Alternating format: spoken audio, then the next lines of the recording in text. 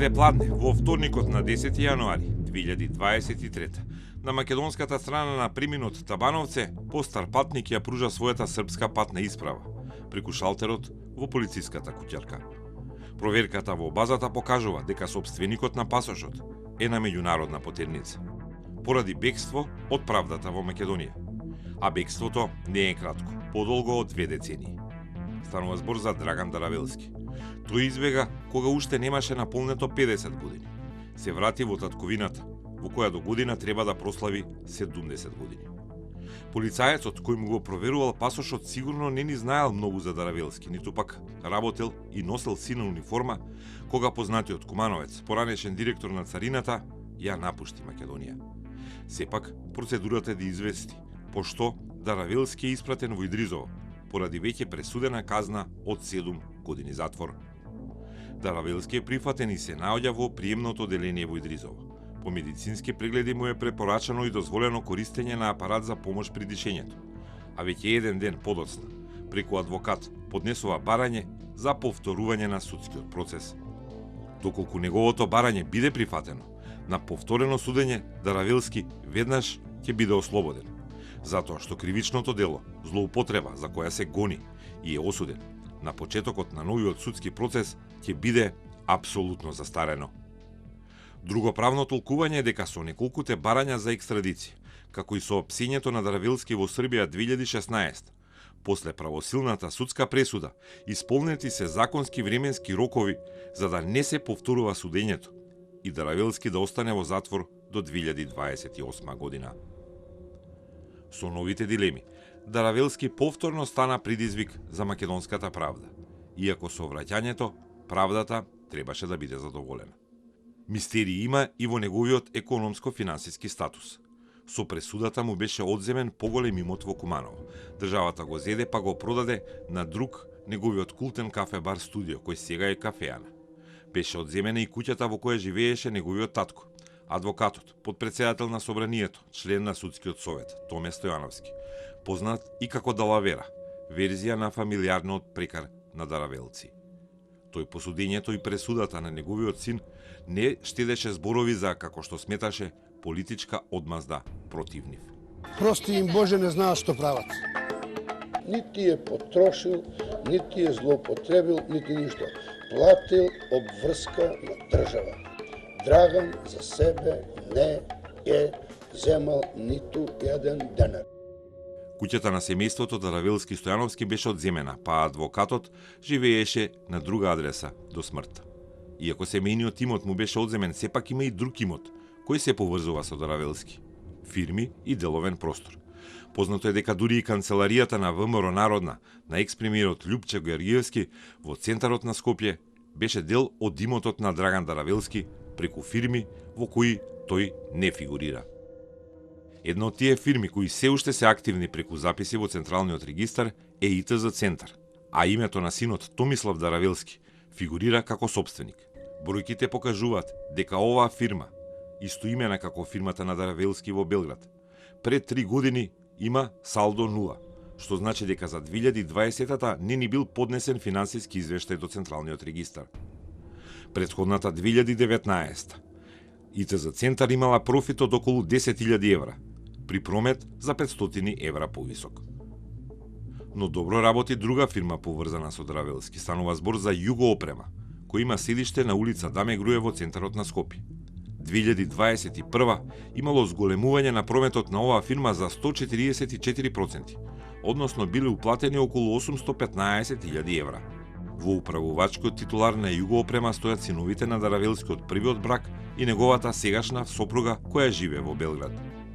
Голем дел од имотот поврзан со Даравелски, но без да стои неговото име во собственичката структура беше во Куманово. Неколку фабрики, многу дуќани, една стоковна куќа, 2 хотели, земјоделски задруги беа дел од стекнатиот имот во 4-годишното владење во периодот 1998-2002, кога тој беше директор на царината. Но многу од овој имот веќе е препродаден и распродаден на други луѓе и други фирми. Кога Даравелски ја напушти Македонија 2002 по поразот на ВМРО ДПМН на парламентарните избори, важеше за најмоќен човек во родниот град. А со Куманово на локално владеа политичките ривали од СДСМ, Градоначалник беше Слободан Ковачевски Таче, а негов советник беше Оливер Спасовски.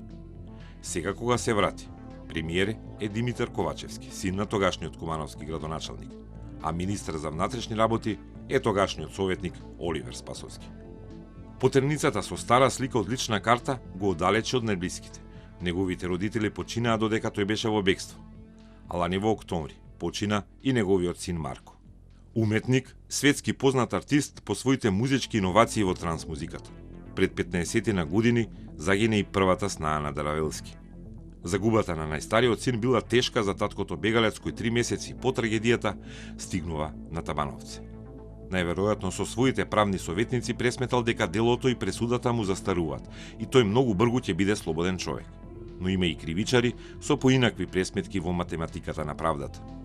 И покрај неизвестната правна математика, Драган Даравелски ја напушти сигурноста на своето дводецениско скривалиште во Белград. Адреса која Код ја посети пред 13 години.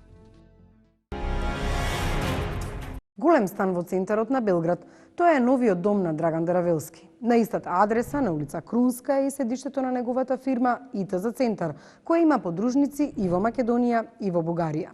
Новото соседство на Даравелски е впечатливо. Прв сосед е со 3 амбасади. На иста улица е со една од големите српски партии. Миомир Серафиновиќ тргна по неговите стапки во Белград. Висок снег ги окова улиците на центарот на Белград. Не можеше да ги сокрие трагите од човекот кого тргнавме да го најдеме. Улицата Крунска почнуваше со 3 амбасади на Бразил, Белгија и Босна и Херцеговина. Продолжуваше со сина зграда со бројот 20. На домофонот потврда дека сме на вистинската адреса. Под звончето, вратата на сината зграда се отворија. Го промаше вкатот, но соседот потврди дека во големиот апартман под него живее Драган. Како се зове? Драган Даравелски. Измаке. Знаете го тако? А како не, комши? Кога задзвоним на вратата, отвори друг човек. Тој дефинитивно потврди дека Даравелски живее таму, но ми побара телефонски број за да доколку сака, ме контактира кога ќе се врател. Добар ден. Господин Драган Даравелски. Ето, знам те да изволите. Може. Звичајно. Значи, има ли шанса да контактираме с него? Знам како да ми контакт. Извини, ја не можам да се. Не е проблем. Значи, исте број. Кажи се. Така? Не, кажи. А тука у Белград или не? Не може да кажа. Добро, говорите. Времето на дозволено трпение почна да очукува, за да се вратиме во минатото. Од 1998 до 2002 Даравелски беше директор на Македонската царина. Дојде од Кумановскиот огранок на ВМРО ДПМН. Беше познат по огромната, можеби најголема колекција на грамофонски плочи во Македонија. Но како прв човек на царината, многу брзо доби сосема други квалификации. Политичките противници го обвинуваа за матни приватизации, мито, протекции за неговата шпедиција Комтекс, но и за шверц на цигари. Тој негираше. А сосема друго прашање е организиран шверц, тоа е многу сериозна работа и јас најодговорно тврдам дека не постои во Македонија организиран шверц. Кога 2002 дојде СДСМ на власт, Даравелски исчезна. Наспроти силните зборови, македонските власти успеа или изгледа сака да соберат докази само за едно дело – проневера на пари од царината за купување на автомобили за хуманитарни цели или пак лабораторија за ДНК анализа во Ману. Издадоа потедница по него. Беше уапсен во Србија. Додека екстрадиционата постапка траеше, Даравелски чекаше во притвор и беше ослободен. Имал српско државјанство, па не може Белград да испорача свој државјанин. Po našem zakonu o državljanstvu, jedan od osnova za dobijanje tog državljanstva jeste da vam je neko od roditelja državljanin Srbije i Crne Gore, s obzirom da je njegova majka rođena u Bujanovcu i državljanin Srbije i Crne Gore. On je dakle po osnovu porekla. За да се стигне од Куманово до Белград, мора да се помине низ Бујановац. Драган Даравелски веќе 5 години живее во Србија. Од родното Куманово се пресели во центарот на Белград, но не избега всушност многу од Куманово. Ова зад мене е улицата Кумановска. На само 500 метри од улицата Кумановска е новиот дом, новото живеалиште на Драган Даравелски од Куманово. На истата улица, 100 метри од станот на Даравелски е централата на Демократската партија. и сега се на власт во Србија како и 2004-та, кога Даравелски не беше испорачан поради српското државјанство. Уште една коинциденција. Пред партиското седиште паркирани 3 автомобили, сите шкоди. А Даравелски е осуден на 7 години затвор затоа што од државни пари купил над 100 шкоди за спортски клубови и хуманитарни здруженија. Дел од владеачката коалиција во Србија е повторно и министерот Расим Љајич. Договаравме интервју со него, но по неколку дена од неговиот кабинет преку СМС стигна негативен одговор. Не е во можност за интервју денеска. Даравелски не се јавуваше, се појави нов трак на информации на српската фиксна телефонија. Дури 5 броеви имаше зад неговото име. На едниот се вклучи факс. Факс. Другите само звонеа. Конечно некој се јави. Ало. Добар ден. Добар ден. Господин Драган Даравелски ќе ве молам. Излезе Драган, може да се јави покасно? За колку време? За час-два. Доволно време да го консултираме и врвниот српски правник, професорот Воин Димитриевиќ. Не го знаеше случајот Даравелски бидејќи во Србија и не се известуваше многу за него. Иако сомнежите секогаш се отворени, вели професорот. Па наравно да се користи затоа што везе измеѓу нас су још увек толико јаке да према томе свако има неки начин да затражи државјанство. Друго, наша корупција nije карактеристика само една од наших држава, него свих у веќој или мањој мери. Према томе некој кој е доволно моćan финансиски, кој е добро повезан, може да постигне те ствари лакше него други. Ali pravo je još uvijek tako da to omogućava, a kada postoje takve mogućnosti, onda su zloupotrebe brojne i mi sad možda nagađamo šta se tu dešava, ali vrlo je sumnjivo i vrlo opterećuje odnose ako se nekome na brzini gleda državljanstvo s očiglednom namerom da se spase od krivičnog gonjenja. Потерницата по Даравелски уште не е укината. Трае повеќе од 6 години.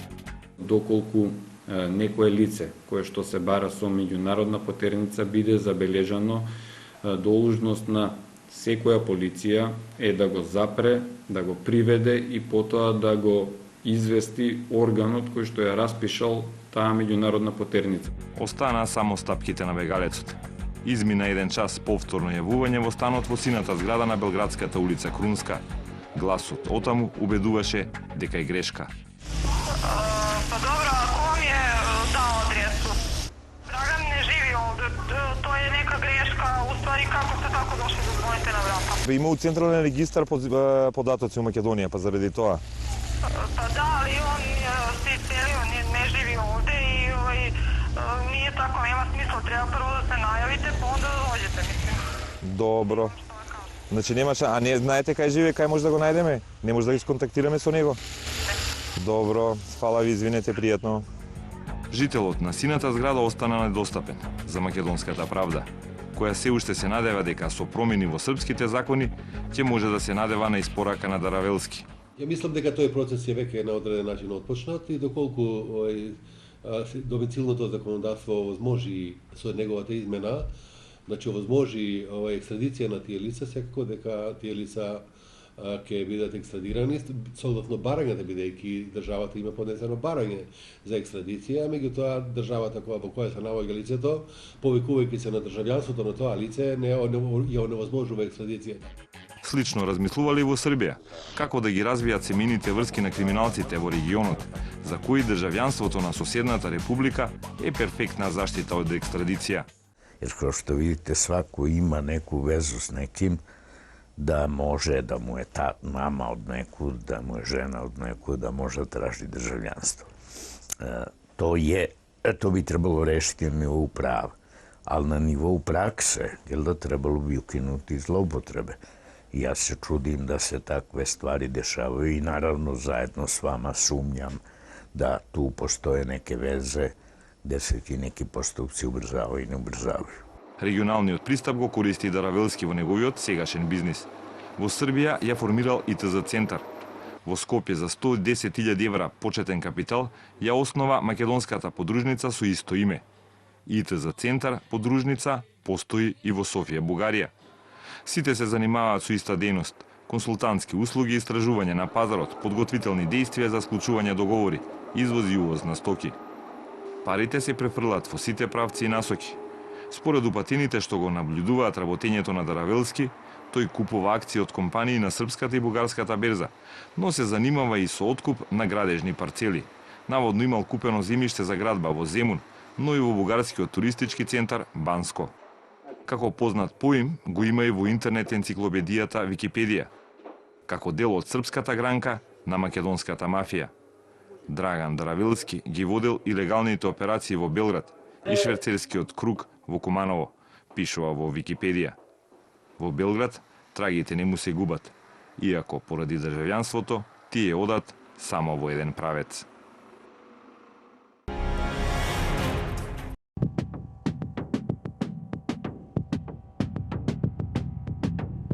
Една година по нашата неуспешна посета на Даравелски во Белград. Неговото име е симнато од Википедија од страната македонска мафија. Администраторот Србија на 30 декември 2010 го избришал името на Даравелски од Википедија.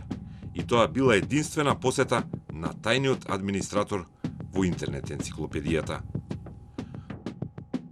Но сомнежите за Даравелски се поврзува и со неговата голема црногорска врска. Миодраг Марковиќ, кој според документацијата е главен бизнис партнер на Даравелски. Пред 13 години, кога изражуваше и какви релации Даравелски имал со Кипар, со Марковиќ, со Бајруш Сейдију, а ја раскажа и приказната за најголемата добивка на коцкарски апарати во Македонија. Што ги поврзува Драган Даравелски и Бајруш Сейдију, Звонко Јосевски? Едниот бил цареник, другиот важи за шеф на Кумановското подземје, третиот бил председател на судот. Според професиите ништо, но според занимањата, едни ке речат шверцот на цигари, други криминалот, трети едноставно дека сите тројца се од ист град. Но најмногу овие луѓе ги врзува Бисерка, некогашна државна фирма која има хотели, ресторани, дуќани и Кумановска бања. Е токму сите тие и се намерачиле на Бисерка, а таа се уште официјално се води на кипарска фирма. Откаде кипарци во Куманово?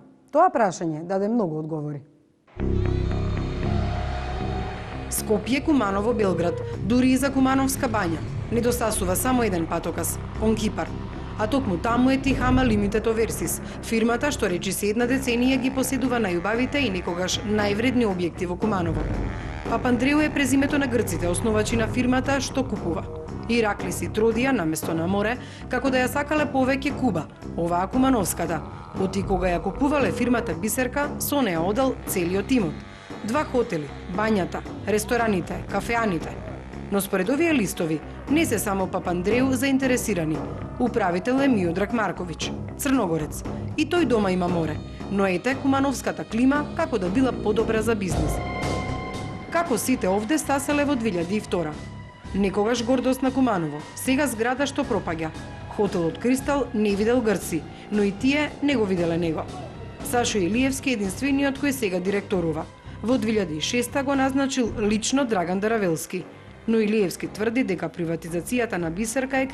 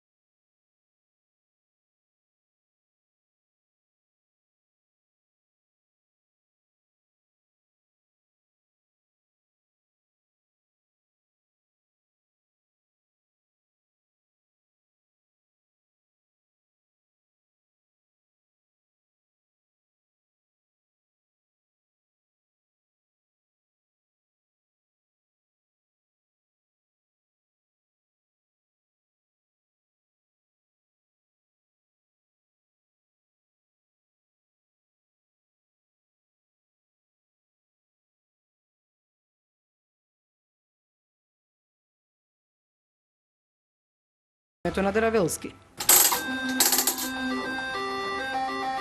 16 години помина откако Јосевски го свртил слотот на машината за коцкање во Кристал. Се коцкал и добил 19 милиони денари. Барал да му ги дадат парите, но толку пари немало. Поднел тужба, со се камата пресметал дека долгот е 3 милиони евра. Така на лицитација за таа сума купил се што е на Бисерка. Мене ме интересираше јас да си го наплатам мојата добивка, која сум ја добил на законит начин, сум добил пресуда, немало друго од што да си наплатам и сум го земал.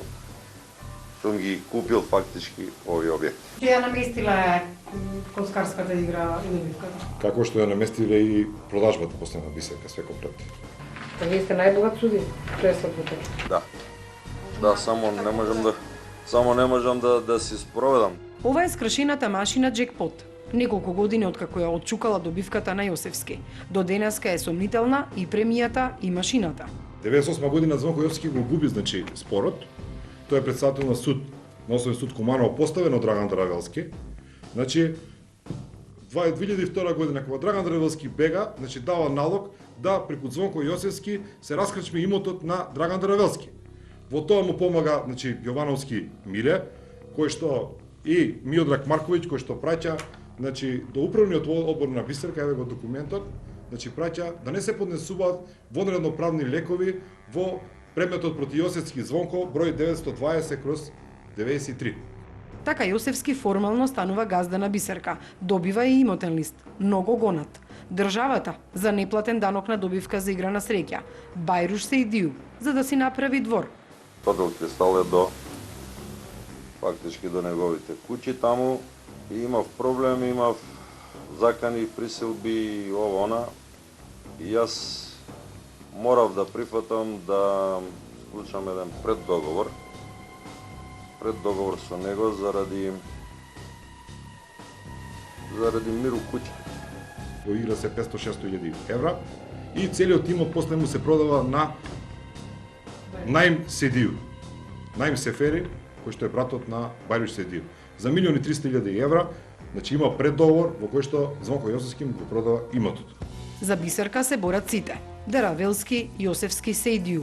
Пријатели или непријатели, зависело од ситуацијата. Томе Стојановски цел град знае дека е, во неговата канцеларија имал физички напад од луѓето на Бајруш Седију поради долг од 500.000 евра. 500.000 евра му дал Бајруш пари, на Томе Стојановски за да помогне да се извади државјанство во Република Србија на Драган Деравелски.